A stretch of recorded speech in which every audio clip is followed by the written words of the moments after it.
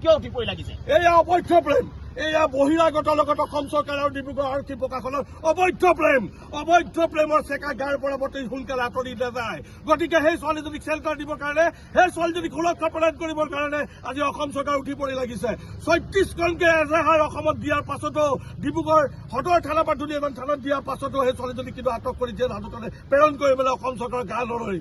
কিন্তু এটা ল'ৰাৰ কোনো ধাৰা নথকাকে, কোনো হেৰি নথকাকে দিনটোকে এটা ল'ৰাক এৰেষ্ট কৰি কাজিয়া ৰখাবলৈ যাওঁতে এটা খিলঞ্জীয়া ল'ৰাক আটক কৰি পিনে আজি জেল হাজতত আজি 4-5 দিনকে এই ল'ৰাটো সোমাই আছে। তাৰ কথা ক'লে অসম চৰকাৰে কিন্তু আমাক আটক কৰে। ইতিমধ্যে আমাৰ কেন্দ্ৰীয় প্ৰশাসনিক সচিব শৃংখল চলিয়াদেৱক ডিমোত এৰেষ্ট কৰিছে, অবিলাসক গোলাঘাটত এৰেষ্ট কৰিছে, ডুমডুমাত কালি ৰাতি আমাৰ ল'ৰাক এৰেষ্ট কৰা হৈছে, উঠাই লৈ আহিছে, ঘৰৰ শোৱা পাতিৰ পৰা উঠাই লৈ আহিছে।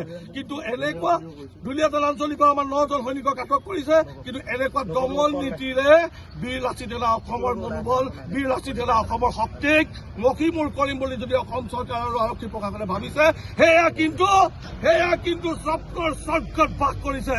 বীৰ লাচিত দেউতা অসমৰ স্পষ্ট কথা, এই সংগ্ৰাম যেতিয়া আৰম্ভ হ'ল, এই সংগ্ৰাম তীব্ৰতৰ হ'বই।